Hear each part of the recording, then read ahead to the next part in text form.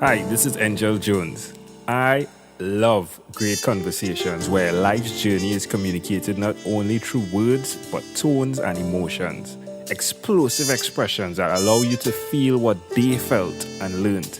A fool learns only from his own mistake, while the wise learn from their own and from those others have made. Thanks for being here with us.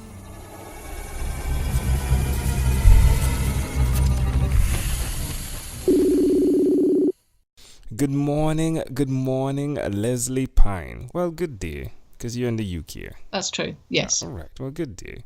How are you going on this wonderful, beautiful day? I'm great. Yeah, it's really good to speak to you. I've been on holiday for a little while, so just taking my time to get my head back into gear. So this is great. Yeah. Hey, I'm glad. So tell us, which of your talents is responsible for us meeting, Lesley? I don't know if it's a talent, but it's about connection, because you've interviewed several of my friends, my business colleagues, and so it's about making friends, connecting with people and keeping that connection. That would be it. Yeah. Okay. Did you listen to their interviews? Not yet. Okay. Not you yet. are brave as well then. I am, or foolish, one or the other. I think it's brave.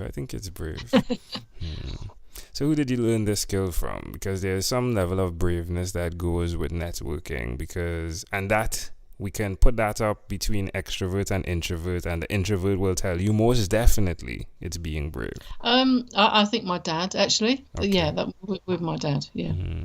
Why will you continue to repeat this skill? Because I've got my own business, and having your own business is hard, and connection is key for me, about building that support network of people who will celebrate your successes and pick you up when you've fallen down, which and that's just so wonderful. I could carry on without them, actually. Yeah, that's a 120-minute conversation, right? It is. Absolutely, yeah. Yeah. So tell me about your business, please. I support childless women to heal and to create a life they love, as it says on the description. Wow. But it's about those women who wanted children but couldn't have them, and struggling with things like grief and sadness, and not at the moment living a fulfilling life. Oh, I have a friend who has a podcast who was on this that deals with that. Okay. Yeah, I'll connect you to her. You guys should have fun. Yeah. Thank you. Yeah. You're welcome. So, tell me one other thing that you've done consistently over the past 3 years, please. I've kept showing up, kept going. I'm really good at starting things, not so good at continuing and stopping. So keeping showing up is a great achievement. How does that make you feel, Lesley? Really proud, satisfied, and really proud of myself for keeping going. Yeah, absolutely. Yeah. That's amazing. You look as though you probably 16 plus 5. That'd be nice. I wish. So what would you suggest that someone do what you've done, specifically towards keep going? Well, keeping. Well, I was going to answer the business question, actually. It's about keeping going. Well, you never know exactly what's going to come eventually, and what you start out with probably isn't where you end up. And it's great fun having your own business, being your own boss, and shaping something to fit your authentic self. It's just absolutely wonderful. I love that. That. All right, you could do it with the business now. You could answer the question with the business part now, in terms of focus on the business. Why? Well, it was about I guess the same thing, about freedom to be your own boss and to shape it how you want to. So great fun. Wonderful. Lesley, my friend, have no concern about the time. I have you. You're good, right? We're here. We're having a conversation. Have no fear. We are good, right? So tell me something that you would have loved to share with anyone that is listening right now, which is out of the box. I would say that it's life very hardly ever turns out like you think it's going to turn out, or you planned and hoped. But whatever happens, you don't have to let it define you. You can have a fulfilling life. It might not be the life you originally planned, but you can still have great fun. I agree. People sell us a story, don't they? Yeah, absolutely. Yeah, they sell us that story that you have to be this, you have to get married, you have to have children. If you're a woman, and you're not going to be happy without it, which is bunkum, really. Yeah, I love that. Even speaking with this young lady, the name of our podcast is 21st Century Hannah's podcast. Uh-huh. And it was pretty intriguing the way she expressed how people made her feel. And then she realized that no one could make her feel any which way she allowed them to make her feel. So it was really up to her. That's absolutely true. I mean, we don't. It takes quite a lot to realise that, I think, doesn't it? But it is true. Yeah. We're the only person who's control of our mind. Yeah, absolutely. Well, I think it's really easy to allow people to control our minds. It's the most comfortable thing to do, right? Right, it is, and it's easier to conform, isn't it?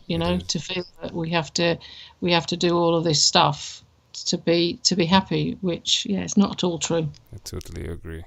Well, let's have some fun. We are now beginning to have some fun. Let's have some more fun, right? Let me invite you into my time machine that is surrounded with beautiful, warm, blue Caribbean water. Leslie, what is your earliest childhood memory? I was thinking something like when I was about 4, nursery or preschool. We used to have to go walk across the playground to the kitchen and give the cooks the number of people that were going to be there for lunch, and we got a small cone full of, I don't know, sultanas or raisins. I just remember that. I don't know why I remember that, but that's one of my earliest memories. So explain that to me. When you said a cone, could you say that again? I lost like a parcel, if you like, a packet of dried fruit as a treat, as a reward for getting the numbers. So you were the person that would carry the numbers, and as a reward, you would get this cone with sultans. Absolutely. Okay. Yes. Yeah. Okay. Yeah. Why do you think this memory is so clear? I don't know. Maybe it was my first level of responsibility. It was only 4. We didn't have to go very far, but it was quite. And it was quite a good thing to do. And I like dried fruit, so it was a nice present to get. Amazing. Better than sweets, yeah. If we fast forward to when you were 12 years old, what was your favourite song? Rod Stewart, I think. Probably Sailing or First Cut is the Deepest. Definitely Rod Stewart. Amazing. All right, my friend. Just great now, you see. Yeah. We have arrived at our destination, but before we get off of this time machine, there's a small declaration form, so it's yes or no. Okay. Leslie, have you chosen someone to pass on your skills to? No. Are you married? I am, yes. Okay. Do you have children? No. All right. How long have you been married? 22 years. Wow, congratulations. You should say his name. Roger. There we go, Roger. Well done, Roger. Do you believe in God?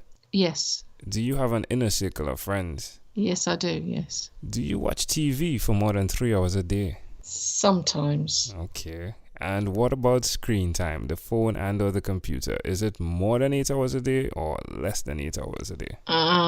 Mostly more, probably. All right. Yeah. All right. Leslie, this was a great pleasure. Before you leave, is there anything you'd like to share with our amazing audience? Only that what I said before is that very few of us does life turn out like we wanted and like we hoped. But whatever happens, you don't have to let it define you. You can have a fabulous, fulfilling life. Love it. Lesley Pyne. Thank you for being on 12-Minute Convos with Angel Jones. Thank you for inviting me. Amazing audience. Before you leave, there's one person I'd like to introduce you to, Amanda Jones. She is my wife, and her passion is to educate, encourage, and empower. Hi, I'm Amanda Jones, and I'm a registered nurse. Do you or someone you know have diabetes? A According to the International Diabetes Federation, in 2015 worldwide, 415 million people were living with diabetes.